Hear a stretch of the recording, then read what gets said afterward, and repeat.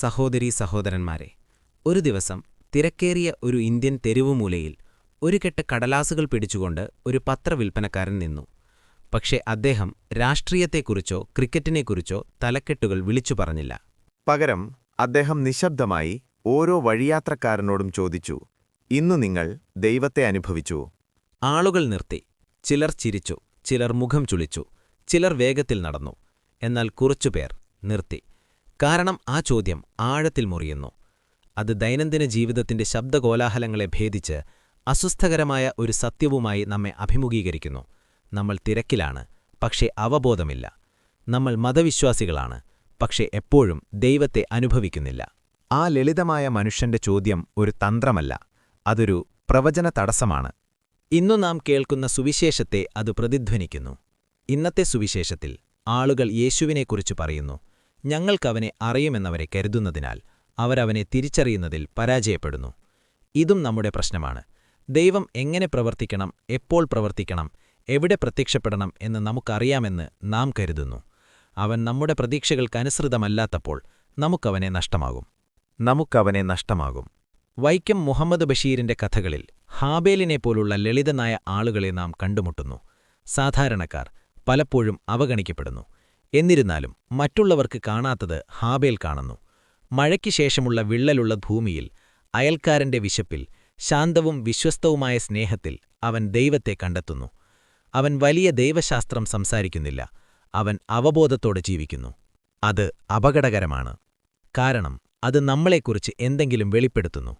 വലിയ സംഭവങ്ങളിൽ നമ്മൾ ദൈവത്തെ അന്വേഷിക്കുന്നു, പക്ഷെ അവൻ ചെറിയ നിമിഷങ്ങളിൽ ഒളിക്കുന്നു. നമ്മൾ ക്ഷേത്രങ്ങളിലും ആചാരങ്ങളിലും തിരയുന്നു, പക്ഷേ സാധാരണ ജീവിതത്തിൽ അവൻ നമ്മെ കടന്നുപോകുന്നു.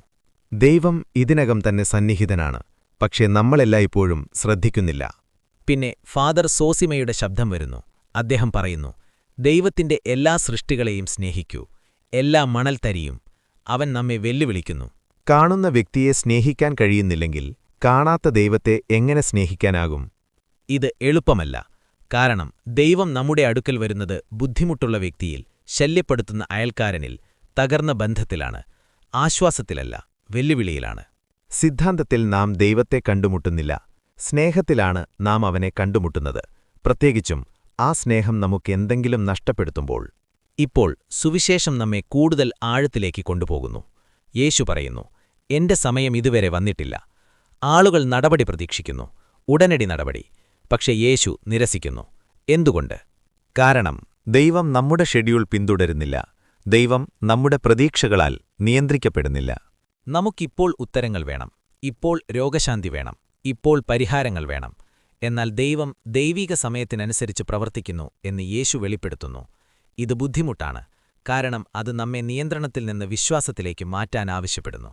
നിയന്ത്രണത്തിൽ നിന്ന് വിശ്വാസത്തിലേക്ക്. ഇവിടെ നമ്മൾ വളരെ പ്രധാനപ്പെട്ട ഒന്നിലേക്ക് വരുന്നു. ക്രിസ്തീയാനിത്വം ഓർമ്മയുടെ ഒരു മതമാണ്, പക്ഷേ ലളിതമായ ഒരു ഓർമ്മപ്പെടുത്തലല്ല. അത് അപകടകരമായ ഓർമ്മപ്പെടുത്തലാണ്.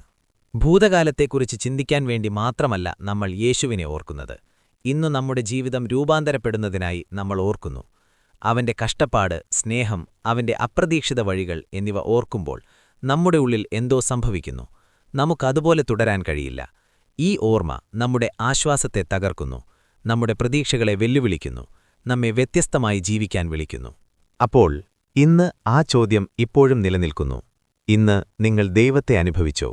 സാധാരണയിൽ നോക്കുക, ബുദ്ധിമുട്ടായിരിക്കുമ്പോഴും സ്നേഹിക്കുക, നിങ്ങൾക്ക് മനസ്സിലാകാത്തപ്പോഴും വിശ്വസിക്കുക.